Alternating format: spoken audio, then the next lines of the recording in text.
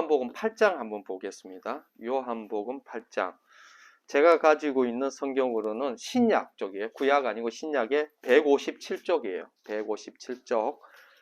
요한복음 8장. 제가 2절부터 11절까지 제가 봉독할 테니까요. 한번 잘 들어보세요. 요한복음 8장 2절에서 11절까지 제가 봉독해 드릴게요. 한번 잘 말씀을 들어보세요. 제가 한번 이거 말씀을 전한 적도 있는데 한번 말씀을 보도록 하겠습니다.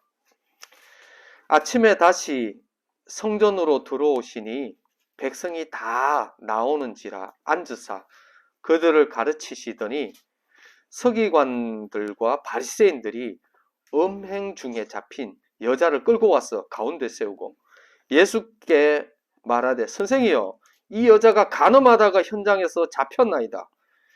모세는 율법에 이러한 여자를 돌로 치라 명하였거니와 선생은 어떻게 말하겠나이까? 그들이 이렇게 말하면 고발할 조건을 얻고자 하여 예수를 시험함이러라. 예수께서 몸을 굽히사 손가락으로 땅에 쓰시니 그들이 묻기를 마지 아니하는지라. 이에 일어나 이르시되 너희 중에 죄 없는 자가 먼저 돌로 치라 하시고 다시 몸을 굽혀 손가락으로 땅에 쓰시니 그들이 이 말씀을 듣고 양심의 가책을 느껴 어른으로 시작하여 젊은이까지 하나씩 나가고 오직 예수와 그 가운데 섰는 여자만 남았더라. 예수께서 일어나사 여자 외에 아무도 없는 것을 보시고 이르시되 여자여 너를 고발하던 그들이 어디 있느냐? 너를 정죄한 자가 없느냐? 대답하되 주여 없나이다. 예수께서 이르시되 나도 너를 정죄하지 아니하노니 가서 다시는 죄를 범하지 말라 하시니라. 아멘. 예.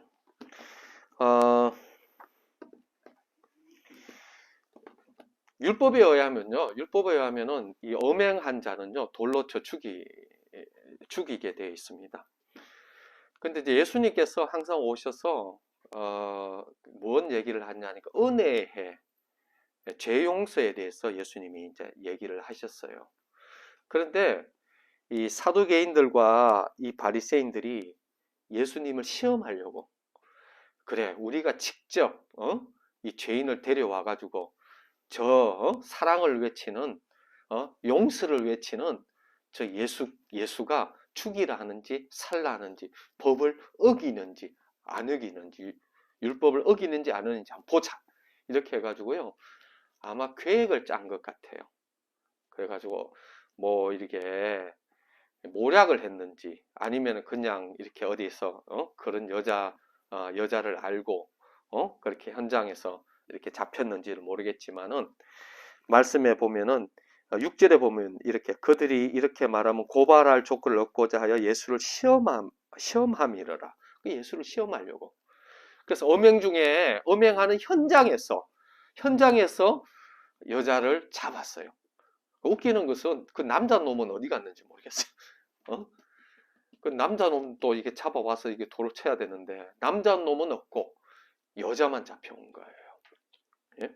그 여자만 잡혀와가지고 그 여자를 이렇게 던져놓고 예수 앞에서 이 음행 중에 음행을 했다고 엄란한 짓을 했는데 우리 율법에 의하면은 이 사람을 돌로 쳐 죽여라고 했다고. 선생님, 당신은 지금 어떻게 하겠느냐고. 그렇게 하니까 예수님이 그 얘기를 듣고 갑자기요 아무 말도 하지 않고 땅바닥에가 글을 썼어요. 무슨 글을 썼는지 모르겠어요. 글을 한참 쓰시고 난 다음에 그리고 일어나셔서 그들에게 이런 얘기를 해요. 너희 중에 죄 없는 자가 먼저 돌로 치라. 너희 중에 죄가 없는 자가 먼저 돌을 들어서 저 여자를 쳐라. 이렇게 하고 다시 앉아서 글을 써요. 무슨 글을 썼는지는 모르겠습니다. 그러니까 그 말씀을 듣고 이놈들이 한 사람씩 양심에 가책을 느껴 어른으로 시작해 젊은이까지 하나씩 다 도망가 버렸어요. 죄가 없는 놈이 한 놈도 없는 거예요. 어떻게 보면은 그 여자 입장에서 보면요, 그 여자가 돌을 들고 있는 그 여자, 돌을 들고 있는 그 사람들, 그 여자가 볼 때에, 그때는 마스크를 안 썼겠죠, 그죠? 코로나가 없었으니까. 그 면상들을 봤을 거예요. 그 면상들을 봤을 때, 저놈도 내 고객인데, 진짜 저놈도 내 고객인데 하는 놈들도 돌을 들고 있었는지 모르겠어요. 어떻게 보면은 그 돌을 들고 그 여자를 칠 만한 자격이 있는 사람은 그 현장 속에 아무도 없었던 것들을 볼 수가 있어요. 왜 그러니까 예수님이 죄 없는 자가 먼저 돌로 쳐라 했으니까. 그런데 다 도망가 버렸어요. 왜? 양심의 가책을 느꼈어. 아마 땅에다가 글을 썼었는데 뭘 썼는지 모르겠는데 어떤 영화에 보니까요, 이렇게 그걸 해석해 놨더라고요. 돌을 들고 있는 사람 앞에 그 사람을 보면서 글을 써요. 그놈이 지었던 죄를 적어요. 적으니까 그 글을 보니까 자기 죄를 예수님이 적고 있는 거예요. 그러니까 양심의 가책을 이렇게 돌을 놓고 도망가 버리고, 또 어떤 놈이 들고 있으면 그놈 앞에서 글을 쓰는데 그놈의 죄를 이런 죄 지었음을 적으니까 그놈도 놀래가지고 양심의 가책을 받아서 돌을 놓고 가는 그런 영화를 그렇게 또 만든 예수 영화가 있더라고요. 자, 여기서 우리가 좀 생각해 봐야 될 게 있어요. 예수님은 왜 율법을 이렇게 어기는 것 같이 보여요? 그죠? 돌로 쳐 죽여라고 했는데 예수님께서 돌로 치는 것이 아니고 예수님이 뭐라 했냐니까요. 여자여, 너를 고발하던 그들이 어디에 있느냐? 너를 정죄한 자가 없느냐? 주여, 없나이다. 예수께서 이르시되 나도 너를 정죄하지 아니하노니 가서 다시는 죄를 범하지 말라. 죄는 이렇게 쉽게 넘어가는 게 아니에요. 하나님은요, 죄는 반드시 대가를 치르게 합니다. 이스라엘 백성들에게는 제사의식이 있었어요. 왜 제사의식이 있었냐니까, 하나님이 이스라엘 백성들과 함께 하기 위해서는요, 죄가 있으면은 하나님이 그 이스라엘 백성들과 함께 할 수 없고, 또 함께 하려면 그 죄 지은 자가 심판받기 때문에 그랬어요. 그래서 어떻게 하느냐니까 항상 어떤 제사제를 지느냐, 자기가 죄를 지었으면요, 양을 끌고 오든지 소를 끌고 오든지, 돈이 없으면 비둘기를 들고 오든지 이렇게 들고 와요. 그것도 흠없는 양이라든지 소라든지 비둘기를 들고 와요. 그 제사장 앞에 갖고 와요. 그러고 난 다음에 그 양이면은 양머리 위에다가 안수를 합니다. 안수를 하는 이유는 자기의 죄를 여기다가 전가시키는 겁니다. 양이면 양머리에다가 안수를 하면서 내 죄가 너에게 전가된다. 그러고 난 다음에 이 양을 누가 죽이냐면 자기 죄를 지은 자기가 끌고 온 그 사람이 그 양을 죽입니다. 목을 따고요. 그리고 가죽을 벗기고요. 그리고 다 각을 다 떱니다. 이걸 누가 하냐? 제사장이 하는 게 아니고 자기가 해요. 자기가 지은. 이 일을 왜 하냐니까요. 죄의 대가가 뭔지 보게 하세요. 그러고 난 다음에 이 번제는 어떻게 하냐면 이거를 다 물로 씻고 그래가지고 이거를 제단불에다가 이거를 태워요. 각을 다 뜬다는 말은 뭐냐니까요. 이게 완전하게 이 죄에 대해서 처리하는 거예요. 모든 영역에서, 모든 부분에서 죄를 처리되고 이걸 그대로 제단불에 올려가지고 이걸 태워요. 태우면 어떻게 되느냐니까 이 연기가 있잖아요. 연기가 그러니까 다 타야 돼요. 남는 게 있으면 안 돼요. 고기가 타다가 남고 이러면 안 돼요. 이거를 깨끗하게 완전히 숯불로 태워서 연기를 다 하늘로 올려버리는 거예요. 그래서 완전히 숯덩이가 되도록 깨끗하게 다 태워버리고 그 연기를 하늘로 올려버리는데, 근데 하나님께서 그 향기를 맡으시면서 하나님이 뭐냐니까 이 향기롭다 이렇게 얘기했어요. 야, 하나님 또 너무 이상하시잖아요.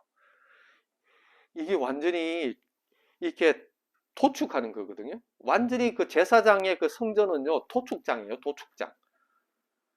수많은 그 솔로몬이요, 1000번제를 드렸다는 것은 소 천 마리를 잡았다는 거예요. 어? 소 1000마리를 잡은 거잖아요. 그런가? 자, 봐세요. 요거 잠시 그거 지울 수는 없는 거지. 아유, 혹시 무식이 드러났다면 용서해 주시고 목사가 이렇게 무식하면 안 되는데, 하여튼 그 소를 그렇게 도축했다면은 그 성전 안에 그는 어떻게 했어요? 피비린내가 날 거 아니에요. 얼마나.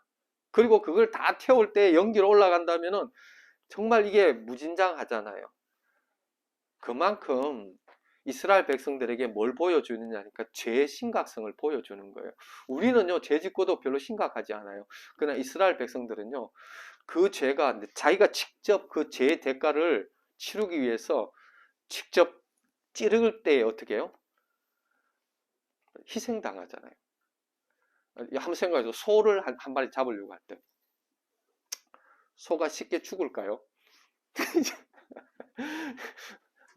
소 잡는 게 쉽지 않거든요. 그죠?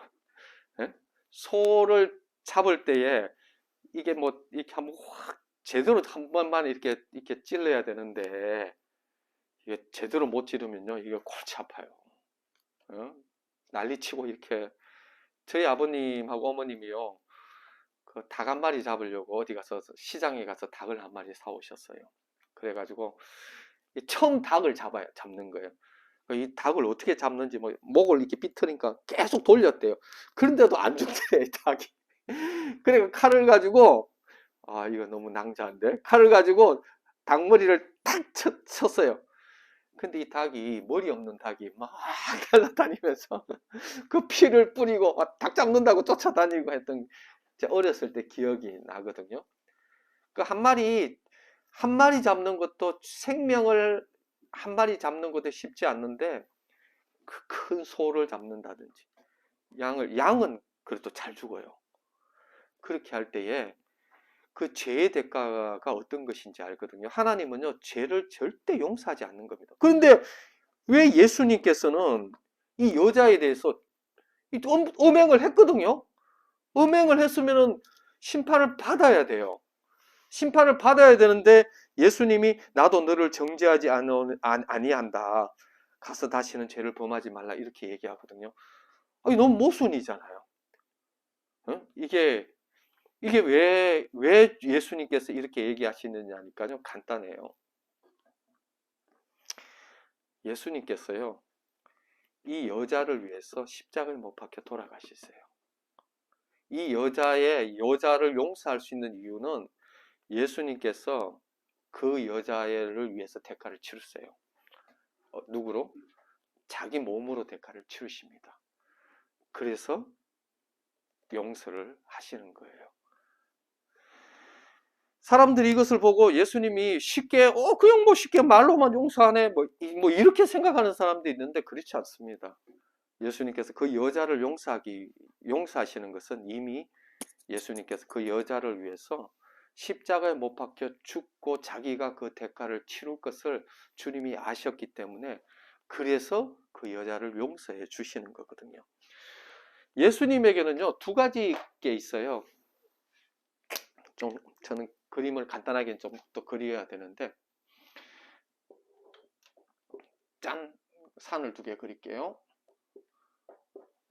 여기 이제 초림이고 여기 재림입니다.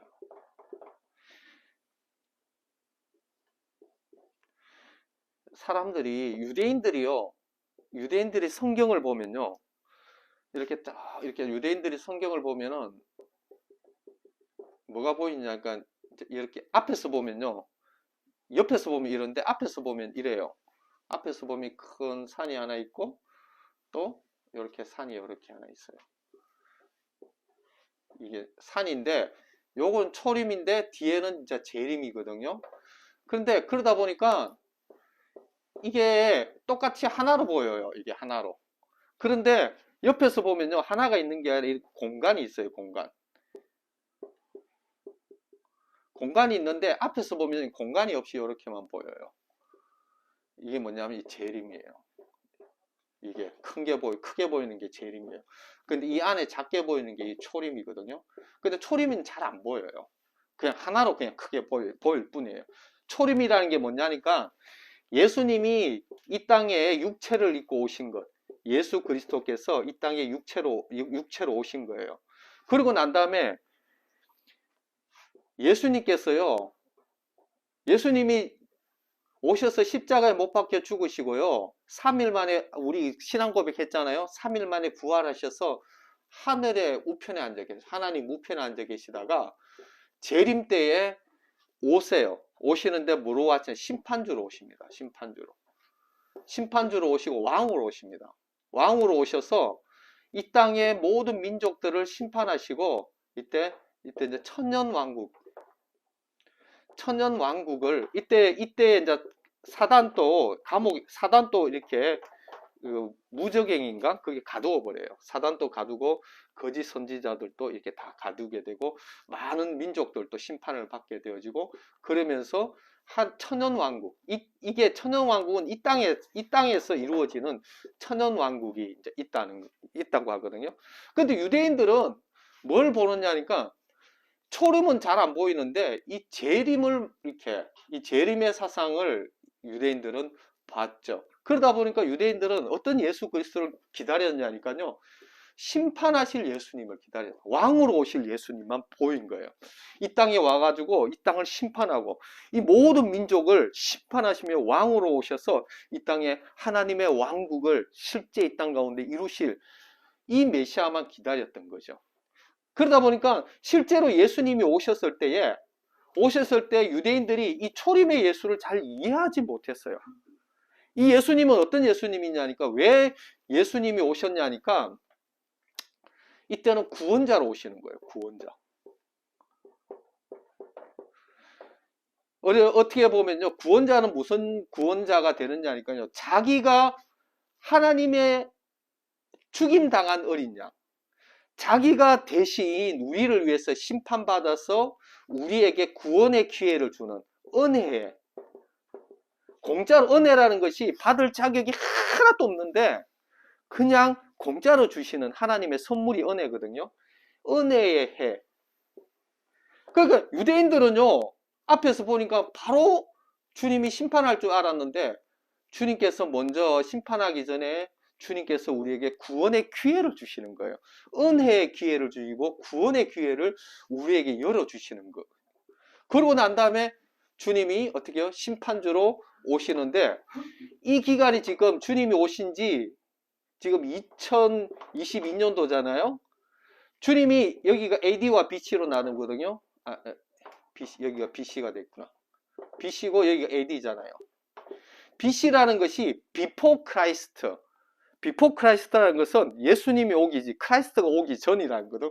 예수님이 오기 전에를 BC라고 AD를 아노 도미니라는 것은 그분의 해, 예수 그리스도의 해를 그래서 그 예수님이 오신 지 한 2020년이 됩니다. 한 2020년이 되는데 베드로 후서에 보면요 뭐라고 하냐니까 천년이 하루 같고 하루가 천년 같은 이 사실을 잊지 말라. 왜 하나님께서 오신다 하면서 이렇게 오지 않는 것은 모든 사람들에게 구원의 기회를 이방인들에게 구원의 기회를 주기 위함이다 이렇게 얘기해요. 그러면서 그렇다면은 주님의 때로 보면요 이틀 지난 거예요. 이틀. 주님이 오신 지 이틀. 천년이 하루고 하루가 천년이라면은 이틀 지난 거예요. 이틀. 이방인들에게 구원의 기회와 은혜의 기회를 하나님께서 이 복음이 땅끝까지 전파될 수 있도록 그래서 지금요 이 성경이 번역 안 된 곳이 거의 없습니다.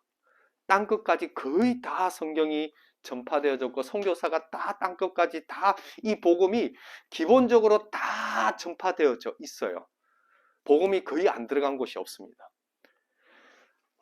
대신에 뭐가 있냐니까 편만하게 충분하게 그분들에게 이 은혜의 때 구원자가 오셔서 하나님이 대신 십자가에 못 박혀 죽였고 구원의 해다. 이게 그래서 이건 뭐냐니까요. 기회의 해예요. 구원받을 기회가 기회를 주신 은혜의 해, 은혜. 은혜의 때고 구원의 때예요. 구원의 때. 왜? 주님이 아들을 십자가에 못 박혀 죽기까지 하면서 우리 이방인들에게, 그리고 우리 예수 그리스도를 믿고 네가 직접 심판받지 말고 예수 그리스도께서 대신 심판받았으니 네가 예수 그리스도를 믿을 때에 우리가 직접 심판받으면요, 우리는 끝장납니다. 우리 어려운 사람이 하나도, 모든 사람이 죄를 범하였으면 하나님의 영광에 갈 수가 없다고 했습니다.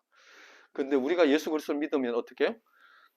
예, 은혜의 때, 구원의 때를 주님이 지금 주고 있는 때예요. 그러고 난 다음에 어떻게 해요? 이것이 성경에 의하면요, 이방인의 수가 충만한 수가, 이방인들의 충만한 수가 올 때까지 이 기회를 주신대요. 제가 볼 때는 이제 얼마 안 된 것 같아요. 얼마 안 남은 것 같아요. 그래서 지금은 은혜의 때고 이방인들에게 예수 그리스도를 믿고 구원을 받아라고, 이게 항상 이렇게 열려 있는 게 아니에요. 이게 지금 우리가 어디에 살고 있냐 하니까 예수님이 오기 전에 요 때에 살고 있어요. 유대인들은 바로 이때가 올 줄 알았어요. 바로 이렇게 재림하실 줄 알았는데 이 초림 때를 몰랐던 거죠. 그래서 바울은 이걸 신비라고 하고 비밀이라고 합니다. 신비라고 하고 비밀. 그래서 요 때가 이제 이방인들에게 드러난 거죠. 드러나서 이때에 여러분들 구원을 놓치면 안 돼요. 그래서 어떻게 해요? 이 여자도 왜 구원을 받느냐니까, 이 여자도 지금 예수님께서 대신 이 여자를 위해서 심판받았어요. 하나님은요, 절대 죄와 타협하지 않습니다. 죄를 그냥 넘어가는 거 없어요. 주님은 반드시 그 죄 대가를 다 치러야 돼요. 그래서 심지어는 예수 그리스도 아들을 십자가에 못 박기까지 하시면서 그 죄 문제를 해결합니다. 왜냐하면 공의의 하나님이기 때문에. 그냥 뭐 다른 그 구렁이 담 넘어가듯이 그냥 죄 문제를 뭐 슬쩍 그런 거 절대 없습니다. 마지막에 뭐라 하냐니까 이런다. 마지막에 죽은 자, 우리 신앙 고백할 때 죽은 자들이 살아난다 하잖아요. 천년왕국 이후에 보면요, 새하늘과 새 땅이 올 때 심판이 있어요. 심판이 있을 때 어떻게 하냐, 죽은 자들이 다 살아나가 자기 입으로 직구한답니다. 하나님 앞에서. 왜 하나님 앞에서 자기 입으로 자기 죄를 직구하느냐 하니까요, 하나님의 그 거룩하심 앞에서, 오늘날에는요, 판사 앞에나 변호사나 이 검사 앞에서 거짓말하고 막 속일 수 있습니다. 거짓말하고 속이고, 또 그것이 통해 가지고 그냥 억울한 사람들이 잘못될 수 있고 이러지만은요, 그때 가면요, 하나님은 외면을 보는 게 아니라 우리의 마음의 중심을 보고 우리의 모든 것을 아십니다. 그 거룩하신 하나님 앞에서 빛같이 다 드러납니다. 우리의 죄가 생명책에, 그 행위책에 다 기록되어 있답니다. 그래서 하나님 앞에 어떻게 해요? 자기가 직접 자기 입으로 자기 죄를 직구합니다. 두려워서. 다 직구하고 심판받게 된다고 합니다. 근데 지금은 어떤 때냐니까, 그 때를 준비하는 때예요. 준비하는 때. 이 여자도, 이 여성도 예수님께서 대신 심판받으시고 예수님께서 대신 그 죄값을 치러줘. 그래서 그 여성에게 나도 너를 정죄하지 않는다. 가서 죄를 짓지 마라. 이렇게 얘기하실 수가 있는 겁니다. 그냥 슬쩍 넘어가는 게 아니라, 왜냐? 예수님께서 십자가에서 그 여성을 위해서, 그 여자, 음행을 했던 그 여자를 위해서 십자가에 못 박혀 죽으시기 때문이죠. 그래서 우리의 죄요, 이 모든 죄를 주님께서 용서해 주시겠다고 자기가 사랑하는 아들을 십자가에 매달았습니다. 근데 문제는, 그래서 기쁜 소식이라고 합니다. 복음이라고 합니다. 구원의 때라고 합니다. 은혜의 때라고 합니다. 그래서 이 은혜의 때와 구원의 때를, 구원의 때다, 이게 항상 있는 거 아닙니다. 이방인의 충만한 수가 들어오면요, 이제 이때는 닫혀집니다.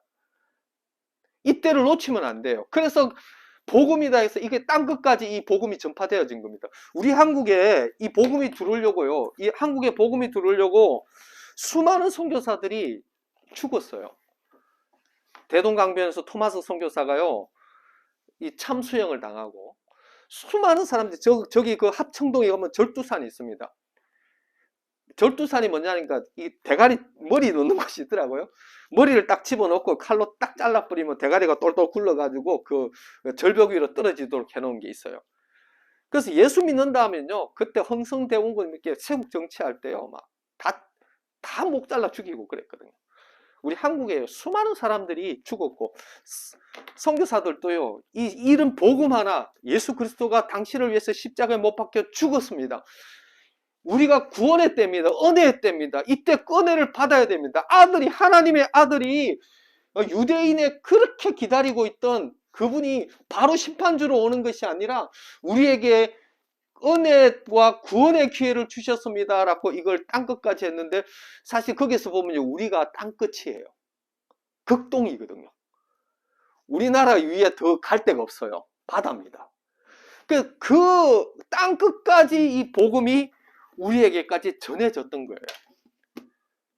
그래서 지금 이 복음을 여러분들에게도 좀 전하고 있는 거예요. 여러분들의 어떠함이 중요한 게 아니에요. 내가 죄를 얼마나 지었던 안 지었던 그런 게 중요한 게 아니라 하나님이 그걸 다 용서하시겠다고 한 겁니다. 아니, 하늘에서 하나님이 법정에 내가 용서한다, 내 아들을 믿는 자에게 용서한다, 땅땅땅 했는데 그걸 누가 감당합니까? 근데 이거를 못 믿게 하는 게 있어요. 못 믿게 하는 놈이. 그걸 내가 계속 얘기했잖아요. 이것을 못 믿게 하는 놈이, 제가 이게 이제 그 고린도후서 4장에 보면요, 제가 이게 읽어드릴게요.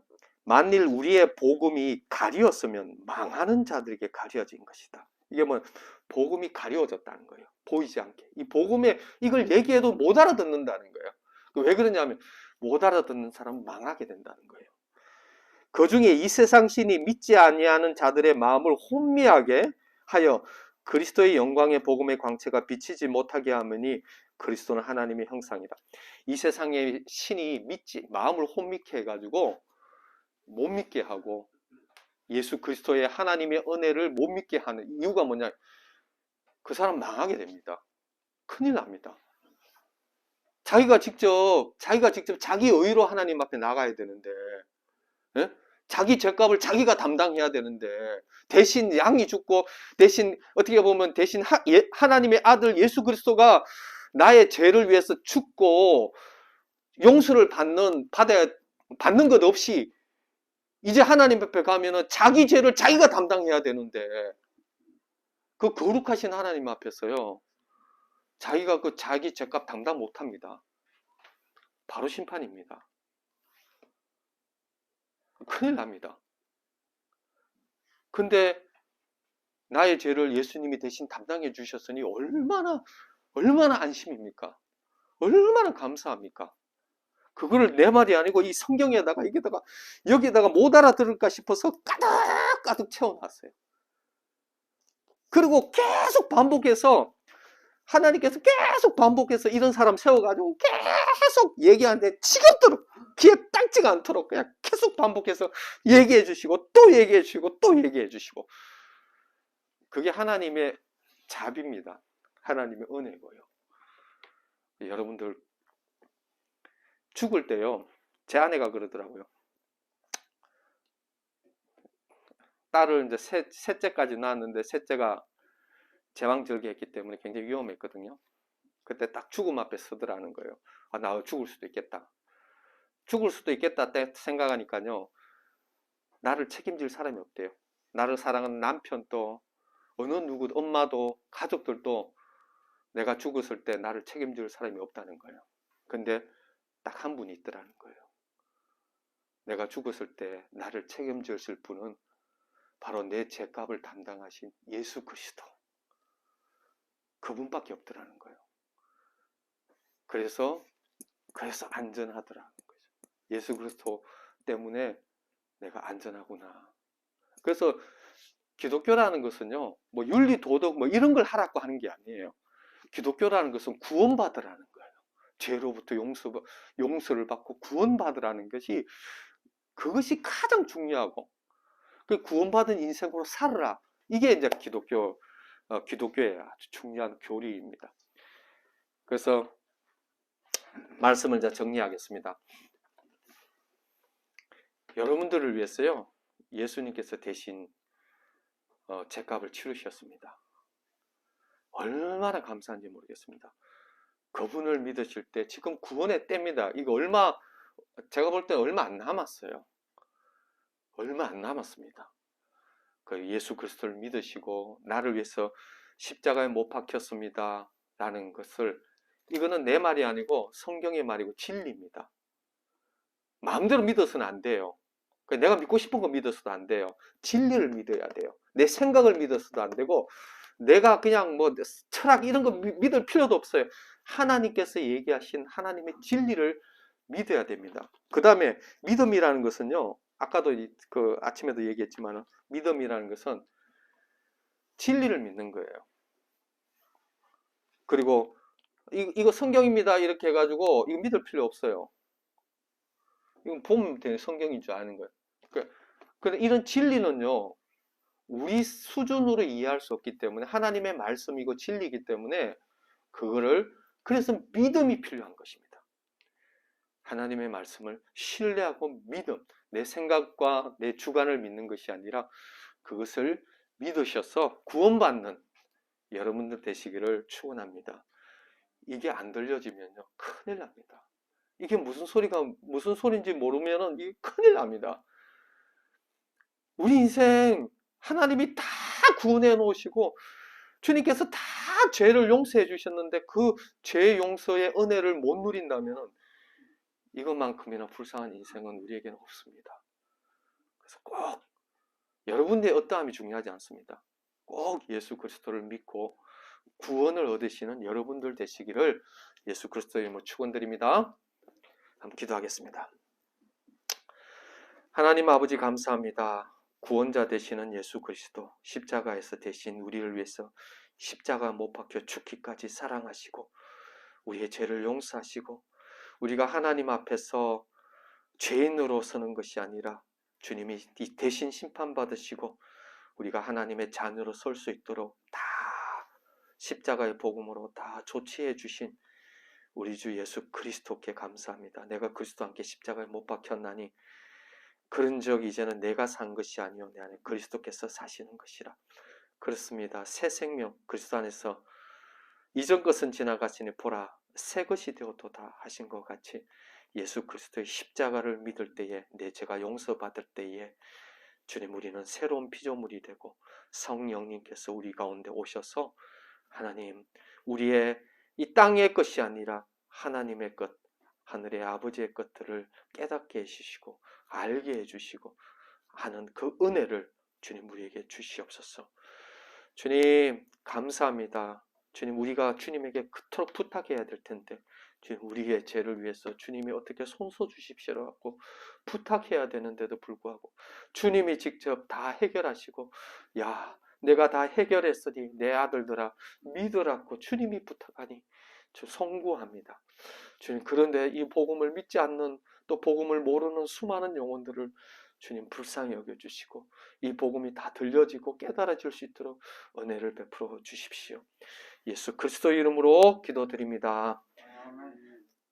지금은 우리 주 예수 그리스도의 은혜와 하나님 아버지의 크신 사랑하심과 성령님의 감화 감동 충만하심의 역사가, 특히 예수 그리스도가 그 십자가가 나의 죄를 위해서 대신 심판받은 하나님의 사랑인 것 알기 원하는, 또 깨달은 주의 백성들 위해 지금부터 영원토록 함께 하시옵기를 간절히 축원하옵나이다.